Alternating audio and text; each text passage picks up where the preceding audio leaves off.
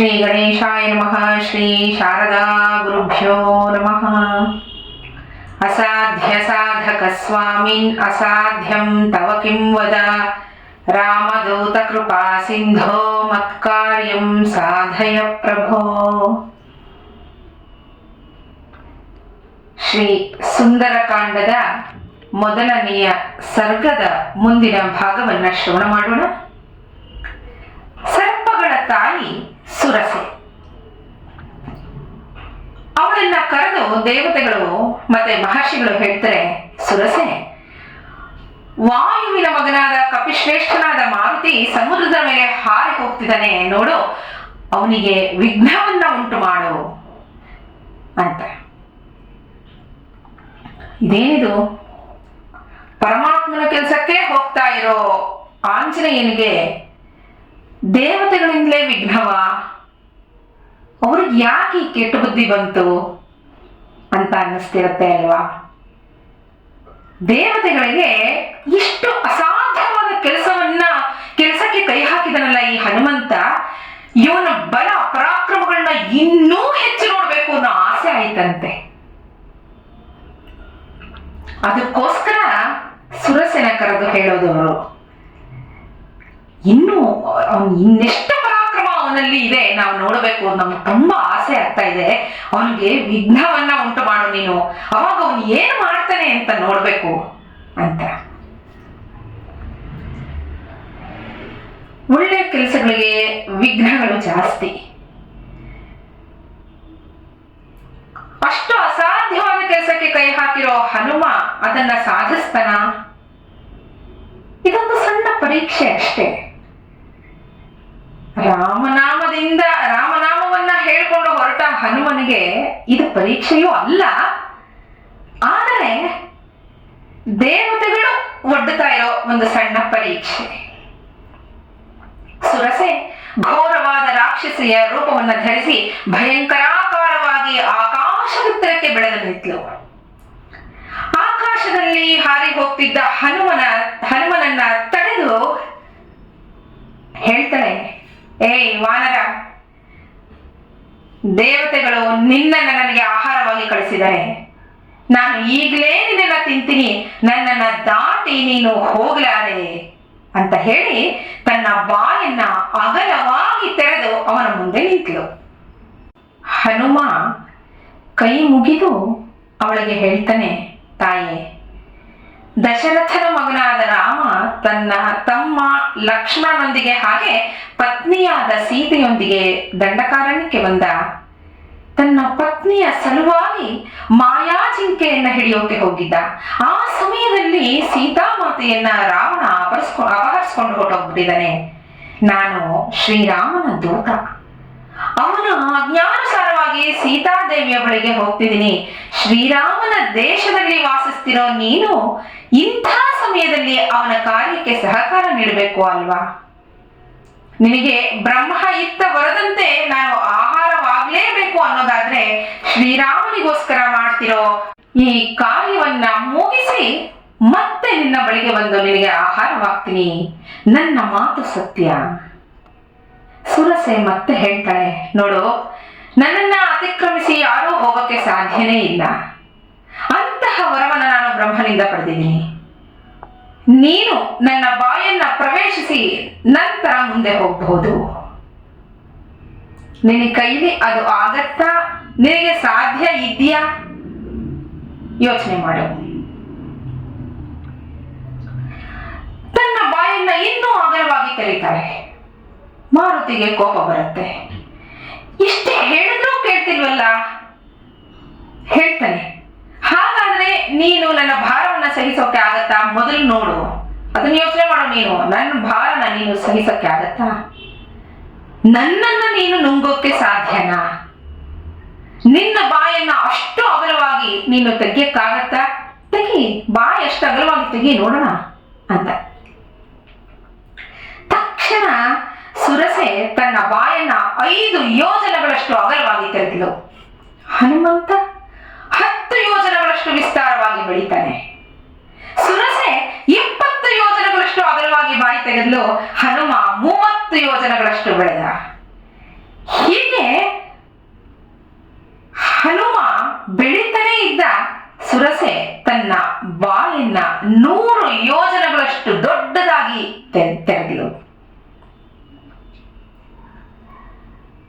ಆಗ ಹನುಮಂತ ತನ್ನ ದೇಹವನ್ನ ಅತಿ ಸಣ್ಣದಾಗಿ ಮಾಡಿಕೊಂಡ. ಸ್ನೇಹಿತರೆ, ಅಣಿಮಾದಿ ಅಷ್ಟ ಸಿದ್ಧಿಗಳು ಯಾವ್ಯಾವಿವೆ ಅದನ್ನ ಸಾಗರೋಲ್ಲಂಘನ ಮಾಡೋದಕ್ಕೆ ಪ್ರಾರಂಭ ಮಾಡಿದಾಗ್ಲಿಂದ ಹನುಮ ಉಪಯೋಗಿಸ್ತಾ ಬಂದ. ಗರಿಮಾದ, ಮಹಿಮಾದ, ಅಣಿಮಾದ, ಹೀಗೆ ಪ್ರತಿಯೊಂದು ಸಿದ್ಧಿಯನ್ನು ಅವನು ಉಪಯೋಗಿಸ್ತಾ ಬಂದ. ಹನುಮ ಕೇವಲ ಹೆಬ್ಬೆರಳಷ್ಟು ಗಾತ್ರದವನಾದ. ಕ್ಷಣ ಮಾತ್ರದಲ್ಲಿ ಸುರಸೆಯ ಬಾಯನ್ನ ಹೊಕ್ಕು ಮರುಕ್ಷಣದಲ್ಲೇ ಹೊರಬಂದು ಅಂತರಿಕ್ಷದಲ್ಲಿ ನಿಂತ. ಇಲ್ಲಿ ಅಣಿಮಾ ಸಿದ್ಧಿಯನ್ನು ಪ್ರಯೋಗ ಮಾಡಿದ್ದಾನೆ. ದೇಹವನ್ನ ಅತಿ ಚಿಕ್ಕ ಗಾತ್ರಕ್ಕೆ ಇಳಿಸೋದು, ಹಾಗೆ ಪರಮಾಣುವಿನ ಗಾತ್ರಕ್ಕೆ ಇಳಿಸೋದು ಈ ಸಿದ್ಧಿಯ ಒಂದು ವೈಶಿಷ್ಟ್ಯ. ಕಷ್ಟ ಸಮಯ ಬಂದಾಗ ಕುಂದದೆ ಮುಂದೆ ನಡಿಬೇಕು, ಅದಕ್ಕೆ ಅವನನ್ನ ಬುದ್ಧಿಮತ ಅಂತ ಕರೆದಿದ್ದು. ಇಷ್ಟು ದೊಡ್ಡ ರಾಕ್ಷಸಿ ಬಂದು ಮುಂದೆ ನಿಂತುಬಿಟ್ಟಿದ್ದಾಳಲ್ಲ, ನಾನು ಏನಪ್ಪಾ ಮಾಡ್ಲಿ ಅನ್ನೋ ಯಾವ ವಿಚಲತೆಯೂ ಅವನಿಗೆ ಕಾಡ್ಲಿಲ್ಲ. ಸುರಸೆಗೆ ಹೇಳ್ತಾನೆ, ನಿನ್ನ ಮಾತಿನಂತೆ ನಿನ್ನ ಮುಖವನ್ನು ಪ್ರವೇಶ ಮಾಡಿ ಅಲ್ಲಿಂದಲೇ ಹೊರಕ್ಕೆ ಬಂದಿದ್ದೀನಿ. ಇದರಿಂದ ಬ್ರಹ್ಮ ನಿನಗೆ ಕೊಟ್ಟ ವರ್ಗವೂ ಸತ್ಯವಾಯಿತು. ನಾನಿನ್ನು ಜಾನಕಿ ಇರೋ ಸ್ಥಳಕ್ಕೆ ಹೋಗ್ತೀನಿ ಅಂತ ಅವಳಿಗೆ ಕೈ ಮುಗಿದು ಹೊರಟ. ಸುರಸೆ ತನ್ನ ಹಿಂದಿನ ರೂಪವನ್ನು ತಾಳಿ ಹನುಮನಿಗೆ ಹೇಳ್ತಾಳೆ, ಅರ್ಥ ಸಿದ್ಧೈ ಹರಿಶ್ರೇಷ್ಠ ಗಚ್ಚ ಸೌಮ್ಯ ಯಥಾ ಸುಖಂ ಸಮಾನಯಸ್ವ ವೈದೇಹೀಂ ರಾಘವೇಣ ಮಹಾತ್ಮನ. ಸೌಮ್ಯ ಮನಸ್ಕನಾದ ಹರಿಶ್ರೇಷ್ಠನೇ, ಈ ಅಮೋಘವಾದ ಕಾರ್ಯಸಿದ್ಧಿಗೆ ಮುಂದೆ ಸುಖವಾಗಿ ಪ್ರಯಾಣ ಮಾಡು. ನೀನು ಮಹಾತ್ಮನಾದ ಶ್ರೀರಾಮನೊಡನೆ ಸೀತಾದೇವಿಯನ್ನ ಸೇರಿಸು ಅಂತ ಹೇಳ್ತಾಳೆ.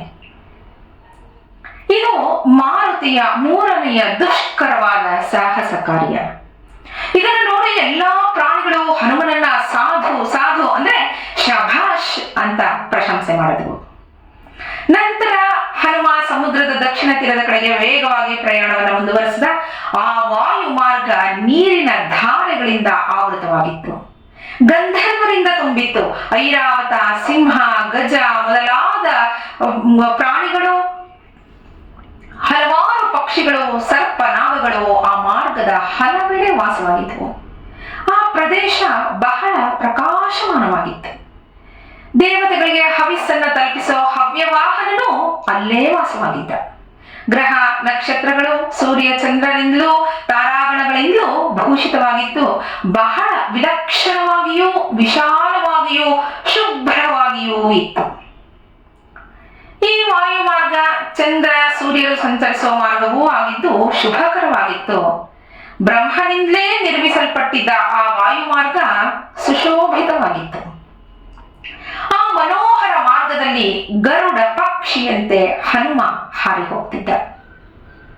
ಮೋಡಗಳ ಸಮೂಹಗಳನ್ನ ಪ್ರವೇಶಿಸಿ ಅಲ್ಲಿಂದ ಹೊರಬರ್ತಿದ್ದ ಹನುಮ ಚಂದ್ರ ಹೇಗೆ ಮೋಡಗಳಲ್ಲಿ ಪ್ರವೇಶ ಮಾಡಿ ಹೊರಗೆ ಬಂದಾಗ ಪ್ರಕಾಶಮಾನವಾಗಿ ಸುಂದರನಾಗಿ ಕಾಣ್ತಾನೋ ಹಾಗೆ ಕಾಣ್ತಿದ್ದ. ನಿರಾಲಂಬನಾಗಿ ಆಕಾಶದಲ್ಲಿ ಹಾರ್ತಿದ್ದ. ಆಗ ಅಲ್ಲಿ ಬಂದವಳೇ ಸಿಂಹಿಕೆ. ಹನುಮನನ್ನು ನೋಡಿ ಅಂದ್ಕೋತಾಳೆ, ಬಹಳ ಕಾಲವಾದ ಮೇಲೆ ನನಗಿಂದು ಒಳ್ಳೆ ಭೋಜನ ಸಿಕ್ಕಿದೆ. ಇದ್ಯಾವುದೋ ಹಾರಿ ಹೋಗ್ತಿರೋ ಮಹಾಪ್ರಾಣಿ ಇವತ್ತು ನನ್ನ ವಶವಾಗ್ಲೇಬೇಕು ಅಂತ ಸಮುದ್ರದ ಮೇಲೆ ಬಿದ್ದಿದ್ದ ಹನುಮನ ನೆರಳನ್ನ ಹಿಡ್ಕೊಂಡೆ. ನೆರಳಿನ ಮೂಲಕ ಮೂಲ ವಸ್ತುವನ್ನ ಸ್ವಾಧೀನಪಡಿಸಿಕೊಳ್ಳೋ ಶಕ್ತಿನ ಸಿಂಹಿಕೆಗೆ ಬ್ರಹ್ಮನೇ ದಯಪಾಲಿಸಿದ್ದ. ಆಗ ಆಂಜನೇಯನ ವೇಗ ಪರಾಕ್ರಮ ಕಡಿಮೆಯಾಯಿತು. ಯಾರೋ ಹಿಂದಕ್ಕೆ ಅವನನ್ನ ಎಳೆದಾಗಾಯಿತು. ಹನುಮ ಅಕ್ಕಪಕ್ಕ ಕೆಳಗೆ ಮೇಲೆ ಎಲ್ಲ ನೋಡ್ತಾನೆ, ಯಾರೂ ಕಾಣ್ತಿಲ್ಲ. ಅವನಿಗೆ ಆಶ್ಚರ್ಯ ಆಗತ್ತೆ. ಅಷ್ಟರಲ್ಲೇ ಸಮುದ್ರ ಮಧ್ಯದಿಂದ ಮೇಲೆದ್ದು ಬಂದ ದೊಡ್ಡ ಪ್ರಾಣಿಯೊಂದನ್ನ ನೋಡ್ತಾನೆ. ಯೋಚಿಸ್ದ, ಓಹೋ, ಸುಗ್ರೀವ ಹೇಳ್ತಿದ್ದ ಪರಮಾದ್ಭುತ ಪ್ರಾಣಿ ಇದೇ ಇರಬೇಕು.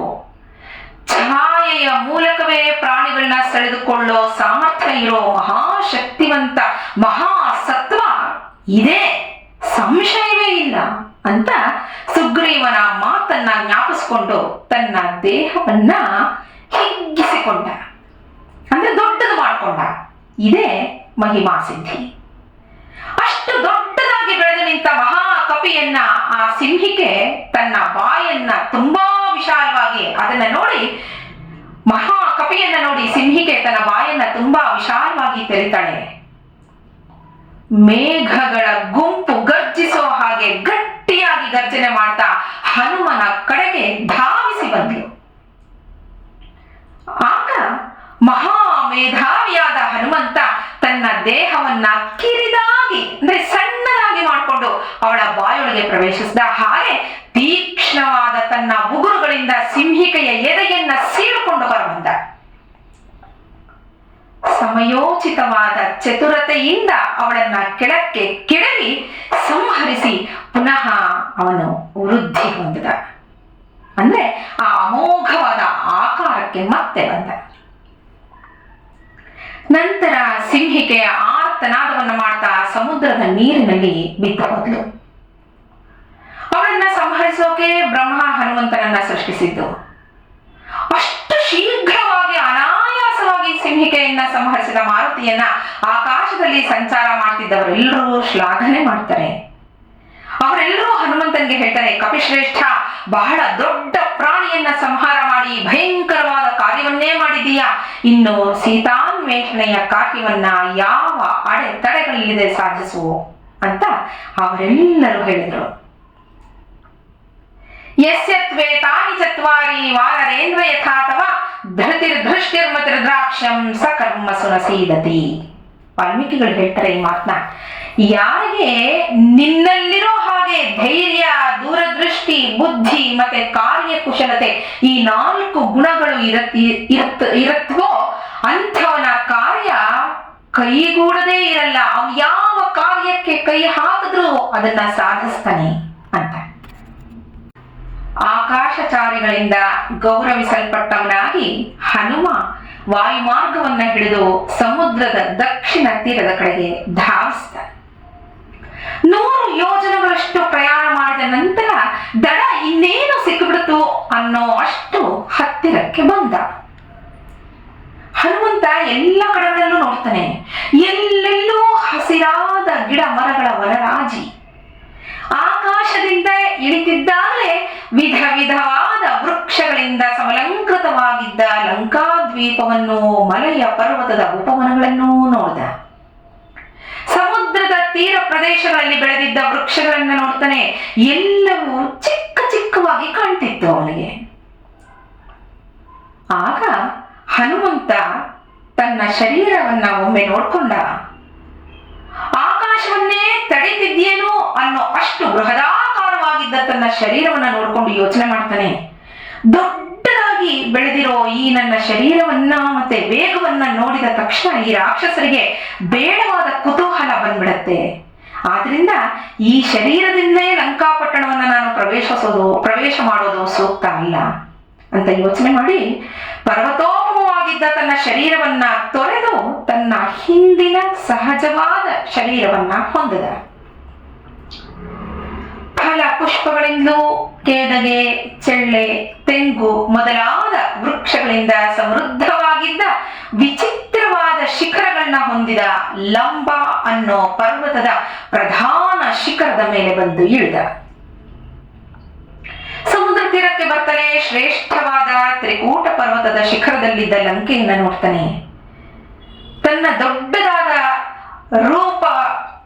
ರೂಪವನ್ನ ತ್ಯಜಿಸಿ ಪೂರ್ವ ರೂಪವನ್ನ ಹೊಂದಿ ಮೃಗಗಳನ್ನು, ಪಕ್ಷಿಗಳನ್ನು ಭಯಪಡಿಸ್ತಾ ಅದೇ ಪರ್ವತದ ಶಿಖರದಲ್ಲಿ ಇಳಿದ. ಯಾಕೆ ಅಂದ್ರೆ ನಮ್ಮದೆಲ್ಲದ ಪ್ರದೇಶಕ್ಕೆ ಹೋದಾಗ ಹೆದರಿಸೋರು ಜಾಸ್ತಿ ಜನ ಇರ್ತಾರೆ. ಅದಕ್ಕೆ ತನ್ನ ಬಲ ಪರಾಕ್ರಮವನ್ನ ಅಲ್ಲಿ ಅವನು ತೋರಿಸ್ಬೇಕು ಬಂತು. ಹೆದರಿಸ್ತಾ ಅಲ್ಲಿದ್ದ ಪ್ರಾಣಿ ಪಕ್ಷಿಗಳು ಎಲ್ಲವನ್ನು ಹೆದರಿಸ್ತಾನೆ. ಮೊದಲು ದಾನವರಿಂದಲೂ ಸರ್ಪಗಳಿಂದಲೂ ವ್ಯಾಪ್ತವಾಗಿದ್ದ ಎತ್ತರವಾದ ಅಲೆಗಳಿಂದ ಕೂಡಿದ್ದ ಸಮುದ್ರವನ್ನ ತನ್ನ ಬಲಾತಿಶಯದಿಂದ ದಾಟಿ ಆ ಮಹೋದಧಿಯ ತೀರದಲ್ಲಿ ಇಳಿದು ಇಂದ್ರನ ಅಮರಾವತಿಯಂತೆ ಇದ್ದ ಲಂಕಾಪಟ್ಟಣವನ್ನ ನೋಡ್ತಾನೆ ಹನುಮ. ಸ್ನೇಹಿತರೆ, ಇಲ್ಲಿಗೆ ಮೊದಲನೇ ಸರ್ಗ ಸುಸಂಪನ್ನವಾಯಿತು. ನಾಳೆ ಎರಡನೇ ಸರ್ಗವನ್ನ ಶ್ರವಣ ಮಾಡೋಣ. ಶ್ರೀರಾಮ ಜಯ ರಾಮ, ಜಯ ಜಯ ರಾಮ. ನಮಸ್ಕಾರ.